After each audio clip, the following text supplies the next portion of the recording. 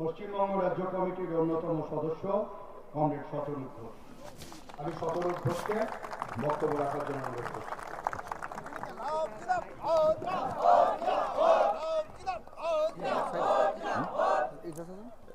ঘুরে দিন এরমভাবে, ঠিক আছে? তাহলে আমার যেতে করতে সুবিধা হবে। আপনি টাইট করে দেন, তো দেখে নিশ্চিত। ঠিক আছে, চলছে তো? ঠিক আছে, হয়ে গেছে, ঠিক আছে।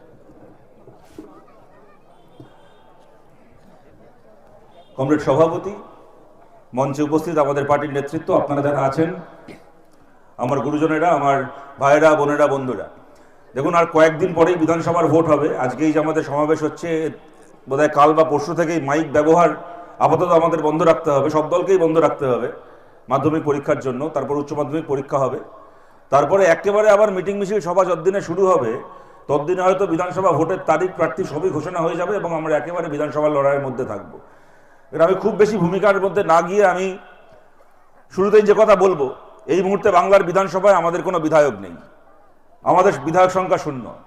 এখন যদি আমরা দাঁড়িয়ে এখানে বলি যে এমন ভোট হবে সামনের আর 2-2.5 মাসের মধ্যে পশ্চিমবাংলায় যে আমরা 0 থেকে 200 হয়ে যাব, তাহলে বলার জন্য কথাটা বলতে পারি, কিন্তু আমিও যে খুব জোর দিয়ে বলবো এমন নয়, যারা শুনবেন তারাও যে সবাই খুব বিশ্বাস করবেন এমন নয়। কিন্তু এইটুকু বলছি, কতজন বিধায়ক পশ্চিমবাংলায় বামপন্থীদের পক্ষ থেকে, আমাদের পার্টির পক্ষ থেকে বিধানসভায় যাবেন তা কোনো খবরের চ্যানেলের স্টুডিওতে বসেও ঠিক হবে না, তারা কোনো খবরের কাগজের অফিসে বসেও ঠিক হবে না, আর তা সিপিএম বা তৃণমূল বা বিজেপি কারোর পার্টি অফিসে বসেও ঠিক হবে না, লোকাল থানাতে বসেও ঠিক হবে না। সাধারণ মানুষ ঠিক করবেন পশ্চিমবাংলার কতজন বামপন্থী বিধায়ক বিধানসভায় পৌঁছবেন। এবং আমরা মনে করি, আমরা চাই, এখন দেখবেন যত ভোট এগিয়ে আসছে, একটা খবর দেখানো শুরু হয়েছে মিডিয়াতে, লোকসভা ভোট, তার আগে পঞ্চায়েত ভোটে বাংলায় যেভাবে লড়াই করেছে বামপন্থীরা, যা ফলাফল হয়েছে, তাদের ওরাও বুঝতে পেরেছে যে বামপন্থীরা বিধানসভায় ঢোকার জন্য প্রস্তুতি নিচ্ছে। তাই কত কমে বামপন্থীদেরকে বেঁধে রাখা যায় বা মানুষকে বোঝানো যায়, বামপন্থীদের সংখ্যা কত কমের মধ্যে আটকে থাকবে, তো দেখবেন এক ধরনের খবর দেখানো শুরু হয়েছে যে সিপিএম এই শূন্যের গেরো কাটানোর জন্য এই 10টা সিটকে টার্গেট করেছে, এই 4টে সিটকে তার মধ্যে খুব বেশি টার্গেট করেছে, ওই 12টা সিট ঠিক করেছে, খুব ভালো করে লড়বে, ইত্যাদি ইত্যাদি ইত্যাদি। আমি আপনাদেরকে বলছি, আমরা কমিউনিস্টরা, জ্যোতিবাবু বলতেন যে আমরা কমিউনিস্টরা আমাদের মতামতকে ঘৃণা করতে, আমাদের মতামতকে আড়াল করতে ঘৃণাবোধ করি। আমরা কখনো পার্টির ভেতর এক কথা, পার্টির বাইরে মানুষের কাছে আর এক কথা বলি না। এই 5টা সিট আমাদের জিততে হবে, 10টা সিট জিততে হবে, 12টা সিট জিততে হবে, এই ধরনের কথা কোনো টিভি চ্যানেলে স্টুডিওয়ে বসে 4জন সাংবাদিক আলোচনা করে থাকতে পারে, কিন্তু আমাদের পার্টির কাছে লক্ষ্য হচ্ছে এমন সংখ্যক বিধায়ক নিয়ে আমরা এইবার পশ্চিমবাংলার বিধানসভায় যাব যাতে সামনের 5 বছর বামপন্থীদেরকে বাদ দিয়ে পশ্চিমবাংলা চালানো না যায়। সামনের 5 বছর পশ্চিমবাংলার রাজনীতির এজেন্ডা কি হবে, ইস্যু কি হবে, কোন পথে পশ্চিমবাংলা চলবে, তা যেন বামপন্থীরা নিয়ন্ত্রণ করার জায়গায় থাকে। এবং এই কাজ আমরা করতে পারবো যদি যারা এর আগে আমাদেরকে সমর্থন করেছেন তারা নয়, যারা এর আগে আমাদেরকে সমর্থন করেননি সেই মানুষ যদি আমাদেরকে এবার সমর্থন করেন। আপনাদের সবার কাছে, যারা দূর থেকে আমাদের কথা শুনছেন, নিশ্চয়ই এমন অনেক মানুষ আমাদের কথা শুনছেন যারা এর আগে আমাদেরকে ভোট দেননি, তাদেরকেও বলছি আপনারা আমাদের শত্রু নন। আমাদের লড়াই কোনো তৃণমূলকে এর আগে ভোট দেওয়া, কোনো বিজেপিকে এর আগে ভোট দেওয়া, কোনো সাধারণ ভোটারের বিরুদ্ধে, কোনো সাধারণ কোনো সমর্থকের বিরুদ্ধে, এমনকি কোনো দলের কোনো সাধারণ কর্মীর বিরুদ্ধেও নয়। আমাদের লড়াই কতগুলো চোর তৃণমূল নেতার বিরুদ্ধে, যারা মানুষের ভোটে জিতে কোটি কোটি টাকা চুরি করেছে। আমাদের লড়াই ওই চোরগুলোর বিরুদ্ধে, কোনো সাধারণ তৃণমূলের কর্মী সমর্থকের বিরুদ্ধে আমাদের লড়াই নয়। আমাদের লড়াই বিজেপির দাঙ্গাবাজ নেতাগুলোর বিরুদ্ধে, যারা ধর্মের নামে ভাই ভাই দাঙ্গা লাগিয়েছে, যারা ভাত কাপড়ের কথা ছেড়ে ধর্মের নামে ভোট চায়। আমাদের লড়াই ওই দাঙ্গাবাজগুলোর বিরুদ্ধে। কে কবে বিজেপিকে ভোট দিয়েছিল, কে কবে বিজেপির দুটো মিটিংয়ে গেছিল, মিছিলে গেছিল, তার বিরুদ্ধে আমাদের লড়াই নয়। সেই সমস্ত মানুষের আমরা সমর্থন চাই। এবং আমরা বলছি, এই সমর্থন যদি আমরা পাই, আমরা বামপন্থীরা যদি আমাদের কথাকে বলার জন্য বিধানসভার ভেতর যাই, পশ্চিমবাংলার বিধানসভাকে আমরা নিয়ন্ত্রণ করতে পারি, তাহলে কতগুলো কাজ আমরা সামনের 5 বছরে এই বাংলায় করতে চাই। যে ইস্যুগুলোকে নিয়ে, যে দাবিগুলোকে নিয়ে আমরা লড়াই করেছি, সেইগুলোকে আমরা জানি। আমরা যতই মিটিং করি, মিছিল করি, যাই করি না কেন, শেষ পর্যন্ত আমাদের ওই দাবিগুলো পূরণ হবে কি হবে না তা রাস্তার মিটিং মিছিল থেকে শুধুমাত্র ঠিক হবে না। মিটিং মিছিল থেকে দাবি উঠবে, কিন্তু সেই দাবিকে পূরণ করার জন্য আমাদেরকে বিধানসভায় যেতে হবে, আমাদেরকে সরকার চালাতে হবে। সেই কাজ আমরা করতে চাই। এবং আমি আপনাদেরকে বলছি, এখানে দেখুন দাঁড়িয়ে এখানে ঘন্টার পর ঘন্টা তৃণমূলকে গালাগাল দিয়ে যাওয়া যায়, কিন্তু ভোটের 2 দিন আগে তৃণমূলকে গালাগাল দিয়ে ওদের চুরি নিয়ে কথা বলে বেকার সময় নষ্ট করে লাভ নেই। গালাগাল খেয়ে ওরা শুধরবে না। গালাগাল খেয়ে ওদের শুধরানো থাকলে কোন গালে শুধরে যেত। তৃণমূলকে একদিন আপনাদের চেনা হয়ে গেছে, এমন পার্টি, একখানা এমন পার্টি, গালাগাল খেয়ে দেখবেন কোনদিন লজ্জায় পড়ে ছাগল ঘাস খাওয়া বন্ধ করে দেবে, তবু তৃণমূল কোনোদিন ঘুষ খাওয়া বন্ধ করবে না। এদেরকে গালাগাল দেওয়া মানে নিজেরও সময় নষ্ট, অন্যেরও সময় নষ্ট। তাই সেসবের মধ্যে না গিয়ে আপনাদেরকে বলছি যে কাজগুলো আমরা করতে চাই, যদি আপনারা মনে করেন আমাদের এই লক্ষ্যগুলো ন্যায্য, এই কাজগুলো করার জন্য আমাদেরকে বিধানসভায় পাঠান। আমাদের প্রথম কথা, আমাদের দেশে বাবরি মসজিদ ভাঙা হয়েছিল 92 সালে, 2019 সালে এসে সুপ্রিম কোর্ট রায় দিল যে ওই মসজিদের জমিতে মন্দির তৈরি করতে হবে। যার সেই রায় পছন্দ হয়েছে সেও মেনে নিয়েছে, যার সেই রায় পছন্দ হয়নি সেও মেনে নিয়েছে। এই মন্দির ওখানে তৈরি হয়ে গেল। কিভাবে তৈরি হলো আপনারা তাও দেখলেন। 2019-এ রায় এলো সেপ্টেম্বর মাসে, 2020 সালের মার্চ এপ্রিল মাস প্রথম করোনার লকডাউন শুরু হলো। গোটা দেশে, গোটা পৃথিবীতে তালা পড়ে গেল, মানুষ বাড়িতে আটকে আছে, দোকানপাট বাজারহাট বন্ধ, বাইরে কাজ করতে গিয়ে লোকে আটকে পড়ে আছে। এই যে তাঁত শিল্পীরা এখানে যারা আছেন, যারা বিভিন্ন হ্যান্ডিক্রাফটের কাজ করেন, কেউ আনাজপাতি এখানে চাষ করে শহরের বাজারে নিয়ে গিয়ে বিক্রি করেন, গঞ্জে নিয়ে গিয়ে বিক্রি করেন, কাজকর্ম বন্ধ, স্কুল কলেজ বন্ধ, হাসপাতালে বেড নেই, চিকিৎসা করানো যাচ্ছে না, অক্সিজেন পাওয়া যাচ্ছে না। সেই অবস্থার মধ্যে লকডাউনের মধ্যে অযোধ্যায় শিলান্যাস হয়ে গেল মন্দিরে। তখন থেকে একেবারে ক্যালেন্ডারের পাতা ধরে হিসেব করে রেখেছে বিজেপি সরকার যে এই 2020 সালের মে মাস মন্দিরের শিলান্যাস করে দিলাম, 4 বছর ধরে মন্দির তৈরি করব, ঠিক সামনে 4 বছর পরে লোকসভা ভোটের আগে মন্দির উদ্বোধন করব, তারপর মন্দির দেখিয়ে রামের নামে লোকের ভোট চাইব। একেবারে একদম ক্যালেন্ডারের পাতা ধরে তাই হলো। ঠিক লোকসভা ভোটের কয়েক মাস আগে মন্দির উদ্বোধন হলো। দেশ জুড়ে প্রচার কি না, 500 বছর পরে ভগবান রামচন্দ্র আবার মোদিজির হাত ধরে অযোধ্যায় ফিরে এনেছেন। মোদিজি আমাদের ভগবানকে আবার অযোধ্যায় ফিরিয়ে এনেছেন। সে দেখি বিজেপি দেখি সে ছবি বানিয়েছে, হোর্ডিং বানিয়েছে, পোস্টার বানিয়েছে। সে পোস্টারে দেখি সামনে অযোধ্যার ওই রাম মন্দির, সেখানে এত বড় নরেন্দ্র মোদী, আর মোদির পাশে এই ডুয়ারে রামচন্দ্র। বাবা যেরকম ভাবে ছেলেকে স্কুলে ছাড়তে যায়, সেরকম ভাবে মোদি রামকে মন্দিরে ছাড়তে যাচ্ছে। আর ওই ছবি দেখিয়ে বলছে, এই সবাই দেখো মোদিজির হাত ধরে 500 বছর পরে আমাদের প্রভু রামচন্দ্র অযোধ্যায় ফিরেছেন, সবাই এবার মোদিজিকে ভোট দাও। আর প্রভু রামচন্দ্র হয়েছেন মোদির ওপর আর এক কাঠি। 500 বছর পরে অযোধ্যায় ফিরে প্রথম কোন কাজটা করলেন? সামনের লোকসভা ভোটে মোদিকেই লাথি মেরে অযোধ্যা থেকে বার করে দিলেন। যাই হোক, যে কথাটা বলার জন্য এটা বললাম, আমাদের দেশে যে সুপ্রিম কোর্ট 2019 সালে রায় দিয়েছিল অযোধ্যায় মন্দির তৈরি করতে হবে, আমাদের দেশে সেই সুপ্রিম কোর্ট 2016 সালে রায় দিয়েছিল আমাদের দেশে সম কাজে সম মজুরির আইন করতে হবে। এদের হাতে সংখ্যা ছিল, সংখ্যার জোরে এরা নোট বাতিল করেছে, সংখ্যার জোরে এরা লোককে দেশ থেকে তাড়ানোর জন্য এনআরসি করেছে, আজকে এসআইআর করছে। সংখ্যার জোরে এরা কি না করেছে। পশ্চিমবাংলার বিধানসভায় মমতা ব্যানার্জির হাতে সংখ্যা ছিল, সংখ্যার জোরে বিরোধী শূন্য পঞ্চায়েত, বিরোধী শূন্য পুরসভা, কোটি কোটি টাকার সম্পত্তি। একটা ব্লকের নেতা, তারও এখন 3টে 3তলা বাড়ি হয়ে গেছে। কি না করেছে সংখ্যার জোরে এরা চাইলে সংখ্যার জোরে সম কাজে সম মজুরির আইন পাস করাতে পারতো না? চাইলে করাতে পারতো, এরা করায়নি। তাকিয়ে দেখুন চারদিকে, পার্মানেন্ট কাজ বলতে কোনো কাজ নেই। আর কি সরকারের কাজ, কি বেসরকারি কাজ। কেন্দ্রের সরকারের ব্যাংক, রেল থেকে শুরু করে পোস্ট অফিস, ব্যাংক, যেখানে দেখবেন কন্ট্রাকচুয়াল। টেলিফোন থেকে শুরু করে স্টিল অথরিটি থেকে শুরু করে যেখানে তাকাবেন কন্ট্রাকচুয়াল চাকরি। সেনাবাহিনীতে পর্যন্ত আর্মির বদলে অগ্নিবীর। রাজ্যের সরকারের পরিবহনে, পঞ্চায়েতে, পুরসভায়, দমকলে, পুলিশের বদলে সিভিক ভলেন্টিয়ার, পুলিশের চাকরিতে যেখানে দেখবেন ক্যাজুয়াল, কন্ট্রাকচুয়াল। আর প্রাইভেট হলে তো কথাই নেই। ঘরে ঘরে ছেলে মেয়েরা পড়াশোনা করছে, গ্রাজুয়েশন করছে, মাস্টার ডিগ্রি করছে, করে একটা 8,000 টাকা, 10,000 টাকা, 12,000 টাকা মাইনের কন্ট্রাকচুয়াল কাজ। তার বেশি কোনো কাজ নেই পশ্চিমবাংলায়। দিন নেই রাত নেই, সকালবেলা বাড়ি থেকে বেরো, সারাদিন কাজ করে রাত্রিবেলা বাড়িতে বেরো, কোনো ছুটি ছাটা নেই। শরীর খারাপ হলে চিকিৎসার ব্যবস্থা নেই, অসুখ বিসুখ হলে 2 দিন বাড়িতে থাকবে, 3 দিনের দিন কাজে গিয়ে শুনবে কাজ থেকে ছাঁটাই হয়ে গেছো। একটা গোটা যুব সমাজ এইভাবে কাজ করছে। মানতে পারলে মানো, আর নাহলে বাইরের রাজ্যে চলে যাও কাজ করতে। আমরা বলছি, আমরা বামপন্থীরা যদি পশ্চিমবাংলার বিধানসভায় পৌঁছই, আমাদের প্রথম কাজ হবে সম কাজে সম মজুরির আইনকে এই বাংলার বিধানসভায় পাশ করানো। যারা দূর থেকে আমাদের কথা শুনছেন, আপনাদের বলছি, আজকেও যখন সন্ধ্যাবেলা বাড়িতে গিয়ে টিভি চালাবেন, দেখবেন টিভিতে খবর হচ্ছে মমতা ব্যানার্জি জগন্নাথের মন্দির বানাচ্ছে, হুমায়ুন কবির বাবরি মসজিদ বানাচ্ছে। আজকেও সন্ধ্যাবেলা টিভিতে গিয়ে খবর দেখবেন। খবর দেখতে দেখতে ভাববেন, বাংলায় জন্মেছি, এই বোধহয় আমার কপাল। মমতা ব্যানার্জি জগন্নাথের মন্দির বানাবে, হুমায়ুন কবির বাবরের নামে মসজিদ বানাবে, আর আমি বাংলার একটা বেকার ছেলে, একটা বেকার মেয়ে কি করব?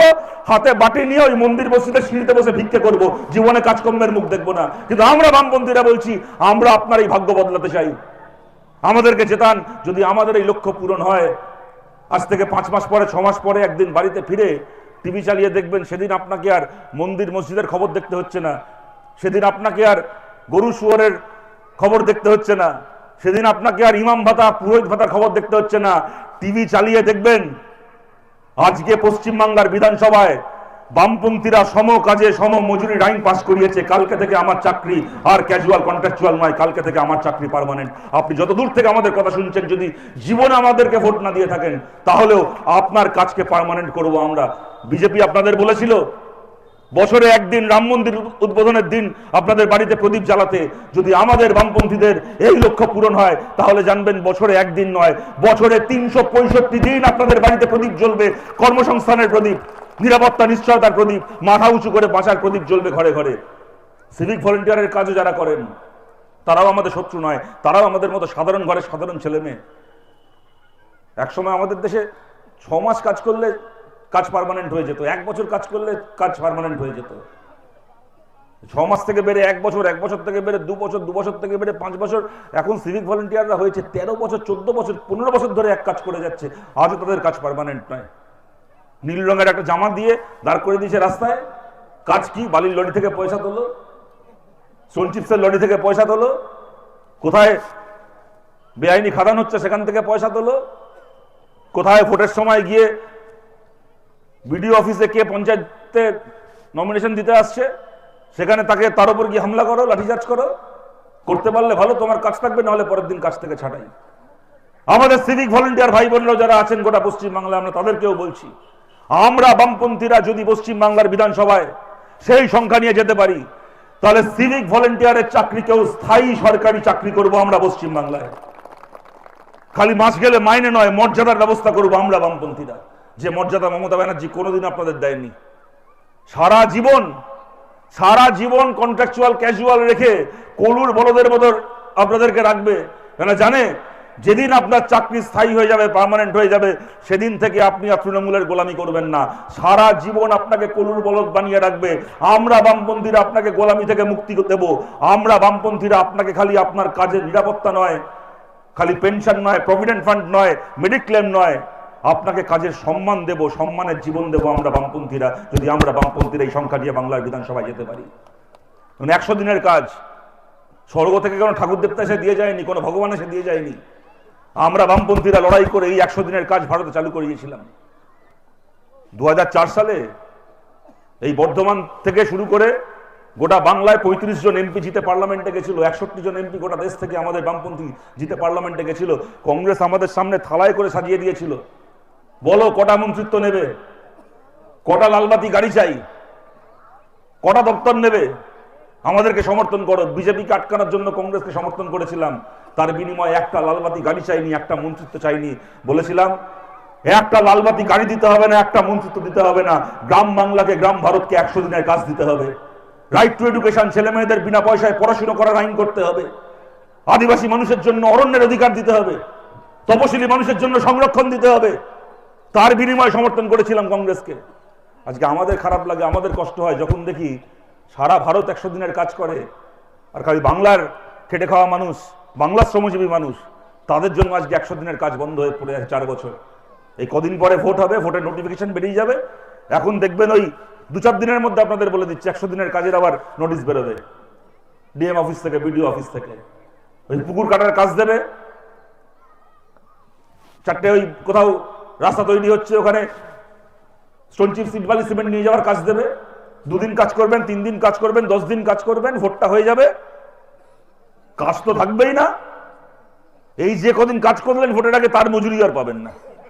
আবার 2 বছর, 2.5 বছর, 3 বছর ধরে বসে ওই ডিএম অফিসে ঘুরতে হবে মজুরির জন্য। এবার আমরা জানি, আমরা দাঁড়িয়ে এরকম ঘন্টার পর ঘন্টা বলে যেতে পারি 100 দিনের কাজের দুর্নীতির জন্য, কিন্তু বলে কোনো সমাধান হবে না। এই পূর্ব বর্ধমান জেলাকে কেন্দ্রের সরকার এখানে ইন্সপেকশনের টিম পাঠিয়ে এই পূর্ব বর্ধমান জেলাকে কয়েক কোটি টাকা ফাইন করেছে 100 দিনের কাজের দুর্নীতির জন্য। একটা মুখ থেকে একটা টু শব্দ না করে মমতা ব্যানার্জি এই পূর্ব বর্ধমানের 100 কোটি টাকার 100 দিনের কাজের জন্য কয়েক কোটি টাকার ফাইন মিটিয়ে দিয়েছে। কেন? যারা চুরিটা করলো তাদের নামে কোনো এফআইআর হলো না, একজনকে গ্রেপ্তার করা হলো না, একটা লোকের চুরির টাকা বাজেয়াপ্ত করা হলো না, চুরির টাকাগুলো চুরি করে ওরা সুখে থাকলো। মাঝখান থেকে সাধারণ মানুষের ট্যাক্সের টাকায় 100 দিনের কাজের চুরির জন্য, দুর্নীতির জন্য জরিমানা দেওয়া হলো। সাধারণ মানুষ চুরি করেছিল, বর্ধমানের সাধারণ মানুষ চুরি করেছিল। চুরি তো করেছিল এই স্বপন দেবনাথের মতো চোরগুলো চুরি করেছিল, এই উজ্জ্বল চ্যাটার্জির মতো চোরগুলো চুরি করেছিল। এদের গলার ভেতর হাত ঢুকিয়ে টাকাগুলোকে বার করে ফাইন দেওয়ার কথা ছিল, তা না করে চোরগুলো চুরির টাকায় ভোগ করবে আর সাধারণ মানুষের ট্যাক্সের টাকা 100 দিনের ফাইন দেওয়া হবে। বলুন তো, আপনাদের চোখের সামনে দেখলে এগুলোকে রাগ হয় না? এই যে মঞ্চে আমাদের দুজন বিধায়ক ছিলেন, বসে আছেন, আমাদের এত পঞ্চায়েত মেম্বারকে, এত তার প্রধান থেকে শুরু করে জেলা পরিষদ মেম্বারকে আপনারা বছরের পর বছর দেখেছেন, আর এখন তৃণমূল কংগ্রেসের এই 2 টাকার মেম্বারগুলোকে দেখছেন। গায়ের জোরে বুথ দখল করে ভোটে জেতা পঞ্চায়েত দখল করা মেম্বারগুলোকে দেখছেন। কি চেহারা ছিল আজ থেকে 5 বছর আগে, 6 বছর আগে? খালি গায়ে ঘুরে বেড়াতো, গায়ে পরানো জামা থাকতো না। এখন তো সে বাবুদের এখন ইনোভা গাড়ি ছাড়া, স্করপিও গাড়ি ছাড়া মাটিতে পা পড়ে না। কি করে না? তৃণমূলের পঞ্চায়েতের মেম্বার হয়েছে। লোকের থেকে বিড়ি চেয়ে খেত, আগে গোটা বিড়ি খেতে পারতো না, লোকের থেকে বিড়ি চেয়ে অর্ধেকটা খেয়ে বেঞ্চিতে চিপে আগুনটা নিভিয়ে কানের পাশে রেখে দিত, যে বিকেলে যদি একটা না পাই বাকিটা পুড়িয়ে খাবো। গোটা বিড়ি খেতে পারতো না। এখন তাদের হাইওয়ের ধারে বিয়ার বাড়ার পেট্রোল পাম্প হয়েছে। আগে খালি গায়ে গরমকালে দূর থেকে হেঁটে আসতো কাঁধে একটা গামছা দিয়ে, দূর থেকে গামছা দেখলে চেনা যেত তৃণমূলের ওই নেতা আসছে।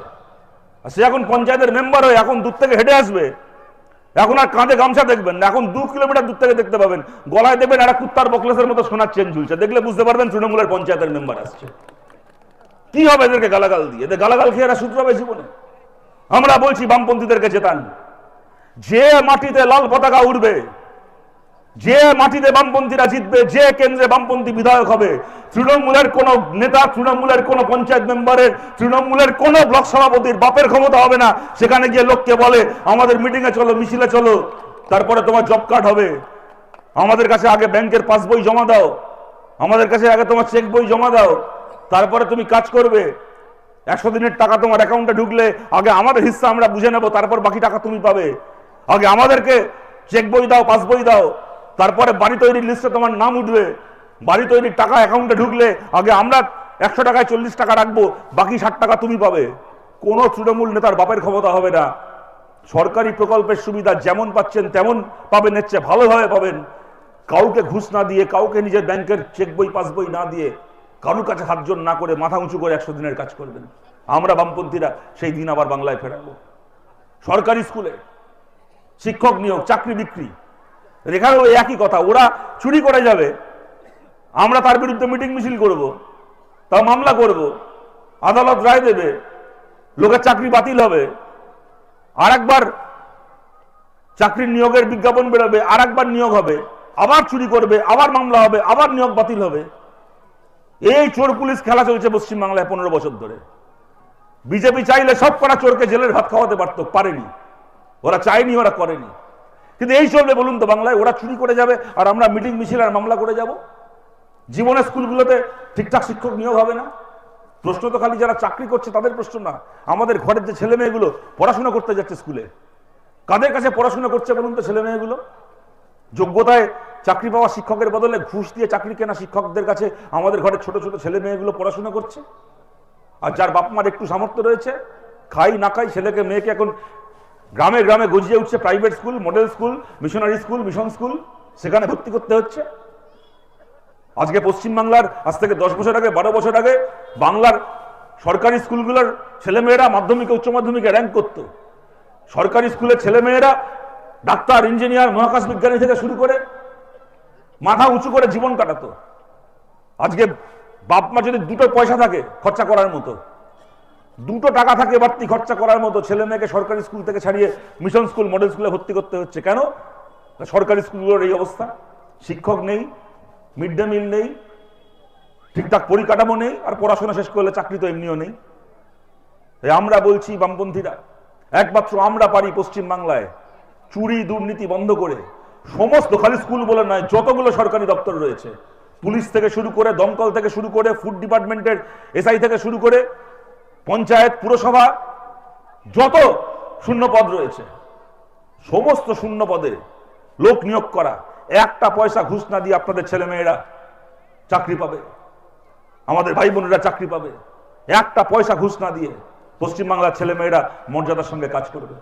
এবং তার সঙ্গে আমরা বলছি প্রাইভেট স্কুল এবং প্রাইভেট হাসপাতাল, এখানে এরকম আপনারা অনেকে আছেন যারা ছেলে মেয়েকে প্রাইভেট স্কুলে পড়াতে বাধ্য হচ্ছেন, পড়াচ্ছেন। অনেকে আছেন যাদের শরীর খারাপ হলে সরকারি হাসপাতালে চিকিৎসা পাবেন না ঠিক করে, জানেন প্রাইভেট হাসপাতালে ভর্তি হতে হচ্ছে। বাংলার প্রাইভেট স্কুলগুলো, প্রাইভেট হাসপাতালগুলো খরচার কোনো বাপমা নেই এখন। একটা মানুষ একজন সারা জীবন চাকরি বাকরি করে, চাষবাস করে, ব্যবসাপত্র করে যা টাকা জমাবেন, যদি ৬০-৬৫ বছর বয়সে গিয়ে তাকে কদিনের জন্য প্রাইভেট হাসপাতালে ভর্তি হতে হয়, সারা জীবনের টাকা খরচা করে চিকিৎসা করিয়ে বাড়ি ফিরতে হবে।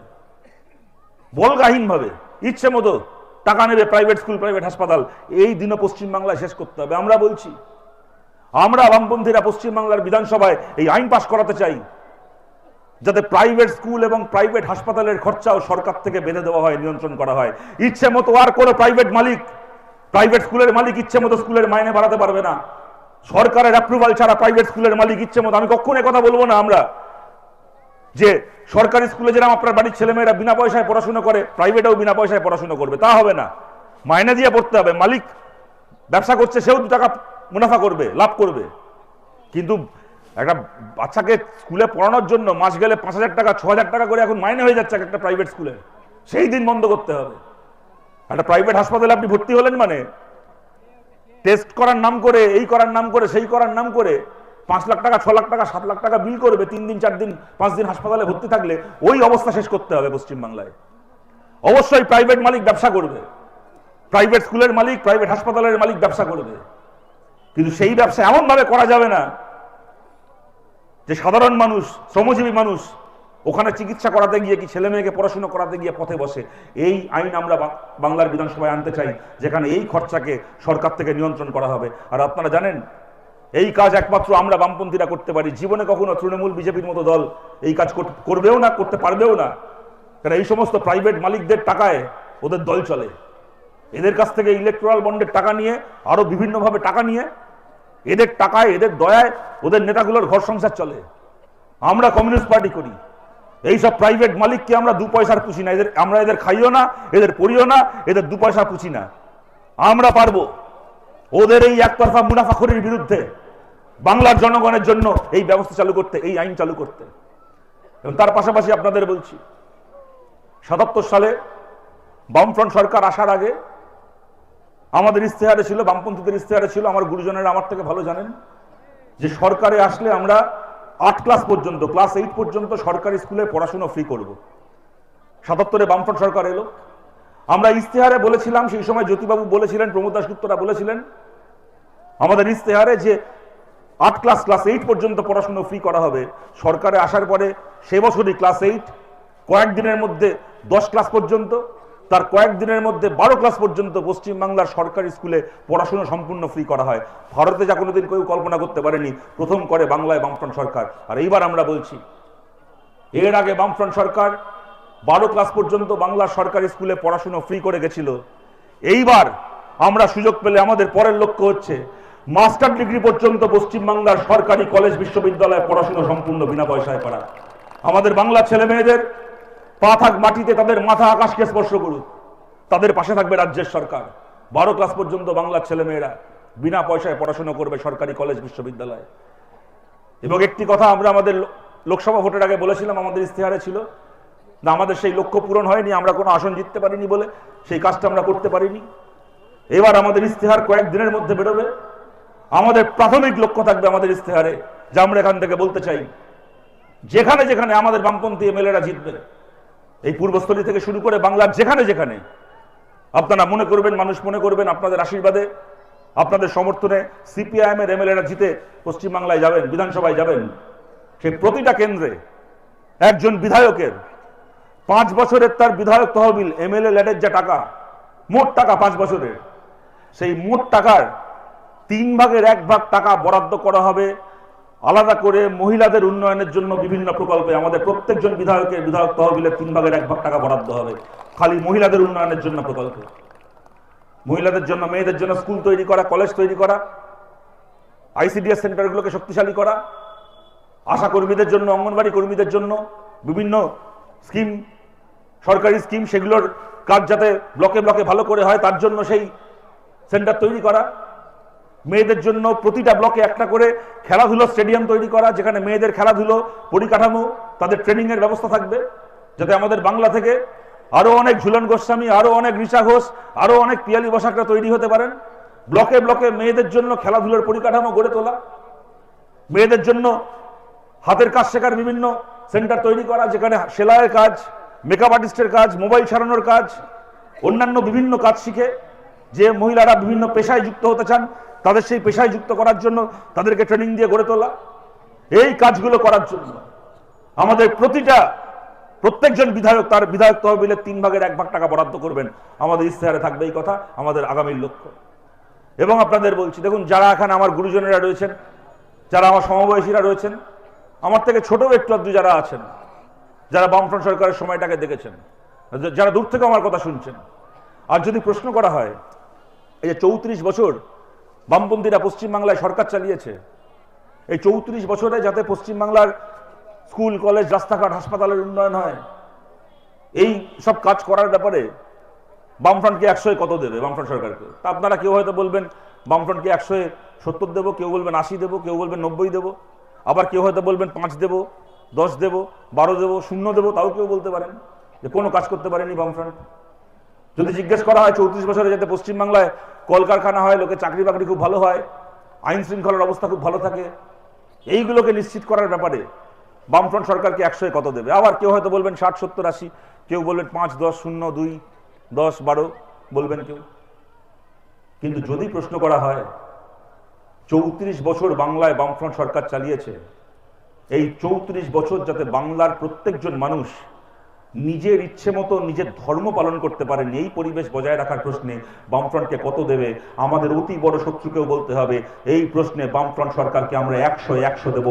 একটা নম্বর কেউ আমাদের কাটতে পারবে না। কি বাংলার হিন্দু আর কি বাংলার মুসলমান, একজন মানুষ নেই যিনি বলতে পারবেন বুকে হাত রেখে যে বামফ্রন্ট সরকারের সময় তার নিজের ধর্ম পালন করতে কোনোদিন কোনো অসুবিধা হয়েছে। কি ছিল না বলুন তো আমাদের বাংলায়? ঈদ ছিল না, মহরম ছিল না, ভাইফোঁটা ছিল না, কালী পুজো ছিল না, দুর্গাপুজো ছিল না। এই পূর্বস্থলীতে দাঁড়িয়ে আছি, সপ্তগ্রাম থেকে শুরু করে কাটোয়া, কালনা, পূর্বস্থলী, নবদ্বীপ, শ্রী চৈতন্য মহাপ্রভুর এই লীলাভূমি, এখানে এলাকায় এলাকায়, পাড়ায় পাড়ায়, কোণে কোণে ছড়িয়ে রয়েছে চৈতন্য মহাপ্রভুর স্মৃতি। এত মন্দির, এত মঠ, এখানে এত সংখ্যালঘু মুসলমান মানুষের বসবাস করেন আশেপাশে, নবদ্বীপ থেকে শুরু করে এই বিস্তীর্ণ এলাকায়, পূর্বস্থলী থেকে শুরু করে কাটোয়া, ত্রিবেণী, এত মুসলমান এলাকা। কি ছিল না? কোন ধর্ম, কোন উৎসব, কোন আনন্দ, কোনটা বাকি ছিল পশ্চিমবাংলায়? খালি নবান্নে মমতা ব্যানার্জি ছিলেন না, দিল্লিতে মোদী ছিলেন না, ধর্মের নামে রাজনীতি হতো না, ধর্মের নামে দাঙ্গা হতো না। আর আজ যেগুলো হচ্ছে এগুলো ধর্ম হচ্ছে না, এগুলো ছ্যাঁচড়ামি হচ্ছে। বলুন তো আপনাদের, এগুলোকে ধর্ম বলে? এই যত ভোট এগিয়ে আসবে দেখবেন সংখ্যালঘু এলাকায়, মুসলমান এলাকায় গিয়ে মমতা ব্যানার্জির বলা শুরু হবে যে ভাই আমি চুরি করে থাকি, ডাকাতি করে থাকি, আমার দলের লোক তোলাবাজি করেছে, রংবাজি করেছে, যা করেছে, তবু আমাদেরকে ভোট দাও, আমরা না জিতলে বাংলায় বিজেপি চলে আসবে। আরে বাংলায় বিজেপির আসতে কিছু বাকি আছে? বিজেপি যেখানে যে রাজ্যে সরকার চালায়, আর যদি বিজেপি যে কাজ কোথাও করতে পারেনি, আপনি মমতা ব্যানার্জি করে দেখিয়ে দিলেন পশ্চিমবাংলায়। সরকারের টাকা একটার পর একটা মন্দির তৈরি করছেন, আবার বলছেন বাংলায় নাকি বিজেপি চলে আসবে। আপনি থাকতে আলাদা করে বিজেপির দরকার রয়েছে বাংলায়? বললেন কি যে আমি পশ্চিমবাংলায় ওয়াকফের বিরুদ্ধে কোনো মিটিং মিছিল করতে দেব না। কেন? ওয়াকফ দিল্লি সরকার পাস করেছে, মিটিং মিছিল করার থাকলে দিল্লি গিয়ে করো। আরে মমতা ব্যানার্জি, আমরা ওয়াকফের বিরুদ্ধে মিটিং মিছিল করার থাকলে দিল্লি গিয়ে করব। লোকসভা ভোটের আগে বলেছিলেন, সংখ্যালঘু এলাকায় গিয়ে বলেছিলেন সিপিএম কে ভোট দিও না, কংগ্রেসকে ভোট দিও না, আমাকে ভোট দাও। আমার এমপিরা দিল্লিতে গিয়ে মোদির বিরুদ্ধে লড়বে, বিজেপির বিরুদ্ধে লড়বে। ভোটে জিতে যাওয়ার পরে বলছেন ওয়াকফের বিরুদ্ধে লড়তে গেলে দিল্লি গিয়ে লড়ো। তো ওয়াকফের বিরুদ্ধে, মোদির বিরুদ্ধে লড়ার জন্য যদি বাংলা সাধারণ মুসলমানকে দিল্লি যেতে হয়, তাহলে আপনার এমপি গুলো কি এখান থেকে জিতে দিল্লিতে গেছে ওখানে চুরি করবে আর টিকটকে ভিডিও বানাবে বলে এখান থেকে দিল্লি গেছে? আপনার এমপি গুলো আমরা কি চেয়েছিলাম? মোদী সরকার কৃষি বিল পাস করিয়েছিল, ভারতের বিরোধী দল পারেনি সংখ্যার জোরে কৃষি বিল আটকাতে, কিন্তু ভারতের খেটে খাওয়া মানুষ, ভারতের কৃষক রাস্তায় দাঁড়িয়ে মিটিং মিছিল আন্দোলন করে মোদীর অমিত শাহের এই কৃষি বিলকে ফেরত করিয়েছিল। আমরা চেয়েছিলাম যা কৃষি বিলের ক্ষেত্রে হয়েছিল তাই যেন ওয়াকফ সংশোধনীর ক্ষেত্রে হয়। যে ওয়াকফে সংশোধনী সংখ্যার জোরে ওরা পাশ করালো, সেই ওয়াকফে সংশোধনী যেন রাস্তার মিটিং মিছিল আন্দোলনে কেন্দ্র সরকার ফেরত দিতে বাধ্য হয়। মমতা ব্যানার্জি বাংলায় ওয়াকফের বিরুদ্ধে মিটিং করতে দিলেন না, মিছিল করতে দিলেন না। আর মাঝখান থেকে কি করলেন? যখন এসআইআর চালু হয়ে গেল, বাংলার সাধারণ মুসলমান এসআইআর এ নিজের নাম তোলার জন্য ব্যস্ত, নিজের বাপ ঠাকুরদার কাগজ খুঁজছে, ভোটার লিস্ট খুঁজছে, তখন ঘুরপথে পেছন দিয়ে ওয়াকফ চালু করে দিলেন পশ্চিম বাংলায়। বললেন তার আগে পশ্চিম বাংলায় আমি বেঁচে থাকতে বাংলা এসআইআর হবে না। আবার বাংলায় বললে যাতে বুঝতে না পারি, আবার একবার হিন্দিতে বলে বুঝিয়ে দিলেন, জব তক হাম জিন্দা হ্যায় বাঙ্গাল মে এসআইআর নেই হোগা। উনি বেঁচে থাকতে নাকি বাংলা এসআইআর হবে না। জানি না মমতা ব্যানার্জি এখনো বেঁচে আছেন না এর মধ্যে মরে পড়ে গেছেন। বাংলায় তো এসআইআর শুরু হয়ে শেষ হয়ে গেল, উনি বেঁচে থাকতে নাকি বাংলা এসআইআর হবে না। এখন আপনাদের বলছি, বিজেপি তো ঘোষিতভাবে মুসলমান বিরোধী দল, ওরা বলে যে আমরা হিন্দুত্ববাদী দল, কিন্তু বিজেপি যদি মুসলমানের বুকে ছুরি মারে তো বছরের পর বছর মমতা ব্যানার্জি বাংলার মুসলমানের পিঠে ছুরি মেরেছেন। কি ওয়াকফ, কি সিএ, কি এসআইআর, বাংলার মুসলমানের পিঠে ছুরি মেরেছেন দিনের পর দিন মমতা ব্যানার্জি। আর এইসব কিছু করার পরে ঈদের দিন পৌঁছে যাবেন নামাজের মঞ্চে। যেটা বলছিলাম, এগুলো ধর্ম বলে না, এগুলো ছেঁচড়ামি বলে বলুন তো। পৌঁছে যাবে নামাজের মঞ্চে, পৌঁছে গিয়ে মাথায় কাপড় জড়িয়ে এই মাথা থেকে ও মাথা হাঁটবে, মাইক নিয়ে ভাষণ দেবে, আর সাধারণ একটা কথা বলবে, 5 বার করে ইনশাল্লাহ বলবে।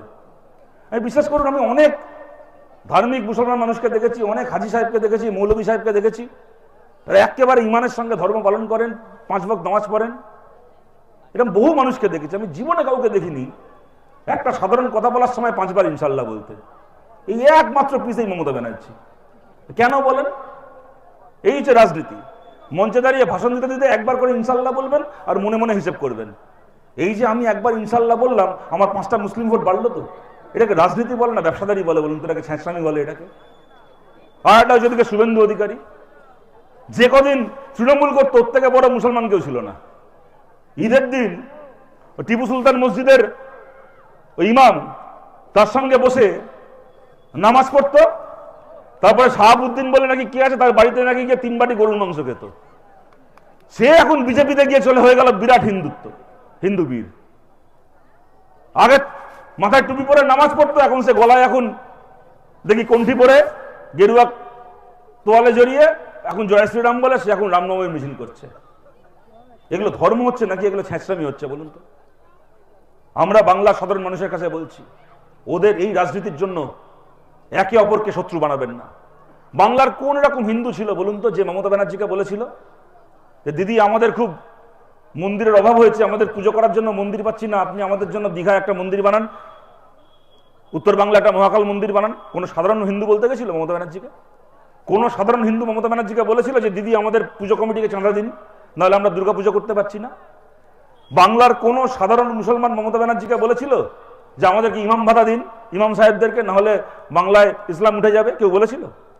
বাংলার কোন মুসলমান মমতা ব্যানার্জিকে বলেছিল যে দুর্গা পুজোর দিন যদি মহরম পড়ে তাহলে আমাদের খুব অসুবিধা হবে পুজোর ভাসান হলে, তাই পুজোর ভাসানটাকে বন্ধ রাখুন যাতে মহরমে তাজিয়া বার করতে পারি? কেউ বলেছিল? কোন সাধারণ মানুষ, কি হিন্দু কি মুসলমান, কেউ বলেছিল মমতা ব্যানার্জিকে? এগুলো মমতা ব্যানার্জি করেছে নিজের রাজনীতির জন্য। ইমাম ভাতাও কোনো সাধারণ মুসলমান চায়নি, আর পুরোহিত ভাতা আর পুজো কমিটির চাঁদাও কোনো সাধারণ হিন্দু চায়নি। এইগুলো করেছে নিজের রাজনীতির জন্য। এই রাজনীতি করতে গিয়ে বাংলাকে দুভাগে ভাগ করেছে। আমরা বাংলাকে জুড়তে চাই। আমরা বলছি মমতা ব্যানার্জির হাত থেকে বাংলাকে মুক্ত করুন। বাংলার উৎসব, বাংলার আনন্দ, দুর্গা পুজো, ঈদ, মহরম, ভাইফোঁটা, কালী পুজো, ক্রিসমাস, যত উৎসব আছে আজ যেভাবে হচ্ছে এর থেকে ভালোভাবে হবে। দল মত নির্বিশেষে সব মানুষ একসঙ্গে অংশগ্রহণ করবেন, কিন্তু ধর্মের নামে রাজনীতি হবে না বাংলায়। এখন বাড়তে বাড়তে এত বড় আসপর্দা হয়েছে, দেখি বিজেপির এক নেড়া নেতা কদিন আগে বলছে মাইকে দাঁড়িয়ে যে কোনো হিন্দুকে বলছি মুসলমানের দোকান থেকে বিরিয়ানি কিনবে না। এই সমস্ত পাগলকে কে বোঝাবে? এইসব পাগল ছাগলকে। আরে তুই বিরিয়ানি কিনবি, ধরে দিচ্ছি তুই হিন্দুর দোকান না মুসলমানের দোকান থেকে বিরিয়ানি কিনবি, তো হতে পারে একটা মুসলমানের দোকান, মনে করুন হাজি বিরিয়ানি সেন্টার, কোনো একটা দোকানের নাম, আর পাশে একটা মনে করুন হিন্দুর দোকান রয়েছে, মনে করুন সেই দোকানটার কিছু একটা নাম, মনে করুন শ্যামাপদ রেস্টুরেন্ট, ধরুন এটা।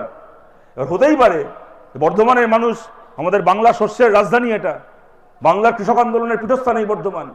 এখানকার মানুষ জানেন, হতে পারে ওই হাজি বিরিয়ানি সেন্টারের বিরিয়ানি রান্না করার জন্য হয়তো চালটা আসছে কোনো হিন্দু কৃষকের ক্ষেত থেকে, আর ওই শ্যামাপদ রেস্টুরেন্টের বিরিয়ানি রান্না করার জন্য চালটা হয়তো আসছে কোনো মুসলমান কৃষকের ক্ষেত থেকে।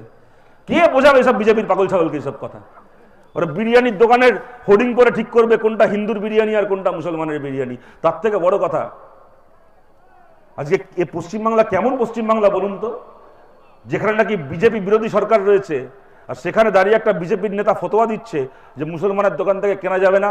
আমরা বলছি বামপন্থীদেরকে বিধানসভায় পাঠান, বামপন্থীদের হাতে পশ্চিমবাংলার দায়িত্ব দিন। তারপর বিজেপির যে নেরা নেতা বলবে বাংলায় ধর্ম দেখে দোকান থেকে কেনাকাটা করতে হবে, তাকে তো জেলে ঢোকাবো পরে, আগে নেড়া মাথায় ঘোল ঢেলে উল্টো করে গাধার পিঠে চাপিয়ে গোটা এলাকা ঘোরানো হবে যদি বাংলার বামপন্থীরা বাংলার বিধানসভায় আবার সেই আগের জায়গায় ফিরে যায়। তাই আপনাদের কাছে এই কথা বলে আমার কথা শেষ করছি।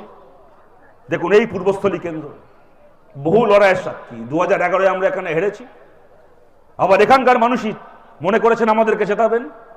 2016-এ হেরে যাওয়া পূর্বস্থলীকে আমরা পুনরুদ্ধার করেছি। 21 সালে আমরা আবার জিততে পারিনি, কিন্তু আপনাদের কাছে বলছি আজ থেকে 2 মাস পরে, 2.5 মাস পরে ভোট, পৃথিবী উল্টে যাক, পৃথিবী উল্টে যাক, কিন্তু এই পূর্বস্থলী বিধানসভা কেন্দ্র আমাদেরকে জিততেই হবে, বামপন্থীদেরকে জিততেই হবে এই পূর্বস্থলী। এবং তার জন্য আমি খোলা মনে আপনাদের সবার কাছে বলছি, যারা আমার কথা এখানে শুনছেন, আমাদের যারা কর্মীরা রয়েছেন, যারা দূর থেকে শুনছেন, খোলা মনে বলছি, কেউ মনে করবেন না কিছু। আমি জানি এই জেতার কোনো শর্টকাট নেই। এখনো আমাদের মধ্যে কেউ কেউ যদি এরকম থেকে থাকেন, যিনি ভাবছেন যে হ্যাঁ ঠিক আছে, রাজ্যে তো হাওয়া ঘুরছে, আমাদের মিটিং মিছিলে লোক বাড়ছে, বিজেপির তো এমনি এসআইআর করে অবস্থা খারাপ হয়ে গেছে, এ প্রথম পার্টি যারা নিজেরা নিজের ভোটারের নাম কেটে দেয় লিস্ট থেকে, বিজেপির অবস্থা খারাপ হয়ে গেছে এসআইআর করে, তৃণমূল গালাগাল খাচ্ছে, বামপন্থীদের মিটিং মিছিলে ভিড় বাড়ছে, এখানে বড় সমাবেশ হচ্ছে, ওখানে বড় সমাবেশ হচ্ছে, এখানে নিয়ম ভঙ্গ হচ্ছে, এই হচ্ছে। হাওয়া তো ঘুরবে, কদিন পরে তো বামপন্থীরা আবার জিতবে। যখন রাজ্যে একটু হাওয়াটা ঘুরবে, অন্যান্য জায়গায় আমি জিতবো, আমাদের পার্টি জিতবে, তখন পুলিশ আমাদের একটু ভয় পাবে, গুন্ডার একটুখানি গুটিয়ে যাবে, তখন আমি আবার নেবে আমার বুথ এলাকায় আবার ভালো করে পার্টি করব। ওইসব মাথায় নিয়ে যিনি বসে থাকবেন তার জন্য আজকের দিনের পার্টি নয়। খোলা মনে আপনাদের বলছি, বিধানসভা জিতবো কিনা, লোকসভা জিতবো কিনা পরের কথা, প্রথম কথা, প্রধান কথা, আমার নিজের বুথে আমি জিতবো কিনা, বিধানসভায় জিতবো কিনা তা বড় বড় চিন্তা ছাড়ুন। আজকে থেকে প্রতিজ্ঞা করুন, নিজের নিজের বুথে ফিরে গিয়ে নিজের নিজের বুথে পার্টিকে জেতাবেন, সিপিআইএমকে জেতাবেন, বামফ্রন্টকে জেতাবেন, বামজোটকে জেতাবেন। যদি নিজের বুথে জিততে পারি তাহলে নিজের বিধানসভা জিতবো, তাহলে বাংলা জিতবো। বুথ যার বাংলা তার, কোনো শর্টকাট নেই, নিজের বুথে জিততে হবে। তার জন্য আপনাদেরকে বলছি, ওরা যে ভাষা বোঝে, ওরা যে ভাষা বোঝে, ওদের সঙ্গে সেই ভাষায় কথা বলে ওদেরকে সেই ভাষায় উত্তর দিয়ে আমাদেরকে পূর্বস্থলে জিততে হবে। তার জন্য কখনো বলবো না কোনো অসুবিধা হবে না, ওদের হাতে পুলিশ আছে, সব আছে, মামলা মোকদ্দমা করবে, 2-4টে লোকের নামে পুলিশ কেস খাওয়াবে, 2-4 জনকে জেলে ভরবে, এই করবে সেই করবে 2-4 দিনের জন্য। আপনাদেরকে বলছি ওইসব নিয়ে ঘাবড়াবেন না, ভয় পাবেন না। তৃণমূল যে ভাষা বোঝে ওদেরকে সেই ভাষায় উত্তর দিয়ে পূর্বস্থলী আমাদেরকে পুনরুদ্ধার করতে হবে। তার জন্য কেস কামারি, মামলা মোকদ্দমা যা হবে আপনাদের বলছি, বুঝে নেওয়ার দায়িত্ব আপনাদের নয়, বুঝে নেওয়ার দায়িত্ব আমাদের, দায়িত্ব পার্টির দায়িত্ব। প্রতিটা মামলা মোকদ্দমা, কেস কামারির দায়িত্ব পার্টি নেবে। আমাদের একজন কমরেডকে মিথ্যে মামলায় আটকে রাখার ওদের ক্ষমতা হবে না। আমাদের প্রত্যেকজন কমরেডকে বার করে আনার দায়িত্ব আমাদের। এখানে কমরেড প্রদীপ শাহ বসে আছেন, আপনাদের মনে আছে ওনাকে জেলে ঢোকানো হয়েছিল, এখানে বলেছিল এখানকার বিধায়ক উজ্জ্বল বাবু, সে সময় বলেছিলেন, হ্যাঁ এই তপন বাবু এখানকার, আচ্ছা হ্যাঁ পূর্বস্থলী তপন বাবু, সে সময় বলেছিলেন কি কালো চুলে ঢুকবে, সাদা চুলে পাকা চুলে বেরোবে। তো কালো চুলে ঢুকে আমাদের নেতারা কালো চুলেই বেরিয়ে এসছেন। কালো চুলে ঢুকে পাকা চুলে বেরোতে সত্যি কথা বলতে পশ্চিমবাংলার 2-4 জনকে দেখেছি। অনুব্রতকে দেখেছিলাম, ঢুকলো যখন চুল কুচকুচে কালো, বেরোলো যখন সাদা চুল। সুদীপ ব্যানার্জিকে দেখেছিলাম, ঢুকলো যখন চুল কালো, বেরোচ্ছে সাদা, এখন দেখি আবার কালো হয়ে গেছে। ওই তৃণমূলের কয়েকটাকে দেখে, পার্থ চ্যাটার্জি ঢুকলো যখন কালো চুল, বেরোলো যখন সাদা চুল, তৃণমূলের লোকগুলোকে দেখেছি। না, আমরা বলছি বিজেপির কোলে বসে পুলিশের ভরসা এসব হুমকি অনেক দেওয়া যায়। বিজেপিকে আপনারা 10 বছর সময় দিলেন পশ্চিমবাংলায়, একটা বার আমাদেরকে সুযোগ দিন, আমাদেরও অনেক হিসেব বাকি আছে ওদের সঙ্গে। আমাদের অনেক কমরেডের রক্ত, অনেক কমরেড লাশ আমাদের দেখতে হয়েছে, আমাদের অনেক কমরেডকে হারাতে হয়েছে, আমাদের অনেক পার্টি অফিস ভেঙেছে, মিথ্যে মামলায় অনেককে জেল খাটিয়েছে, অনেক কিছু করেছে, অনেককে জমি থেকে উচ্ছেদ করেছে, জমি দখল করেছে, ঘর ছাড়া থাকতে বাধ্য করেছে দিনের পর দিন। অনেক হিসেব বাকি আছে। বিজেপিকে 10টা বছর দিয়েছেন, আমাদেরকে একটাবার সুযোগ দিন। যদি একবার বামপন্থীরা সুযোগ পেয়েছি, ওই পিসিআর ভাইপোকে আমরা জেলে ঢোকাবো। আর ওই তপন চ্যাটার্জিকে বলছি, আপনার ওই পুলিশের ভরসায় কালো চুলে ঢুকে পাকা চুলে বেরোনো তো পরের কথা, তখন দেখবেন তৃণমূলের ওই চোরগুলো কোমরে দড়ি পরে পায়ে হেঁটে জেলে ঢুকছে, সারা জীবন জেলে কাটিয়ে 4টে লোকের কাঁধে করে জেল থেকে বেরোবে। সেই পশ্চিমবাংলা আমরা তৈরি করব যদি বামপন্থীরা আমরা সুযোগ পেয়েছি তৃণমূলের এই চোরগুলোর বিচার করার। আপনারা আমাদেরকে সেই সুযোগ দেবেন, আপনাদের কাছে এই আশা রেখে আপনাদের সবাইকে ধন্যবাদ জানিয়ে আমার কথা শেষ করছি। ভালো থাকবেন সবাই, নমস্কার।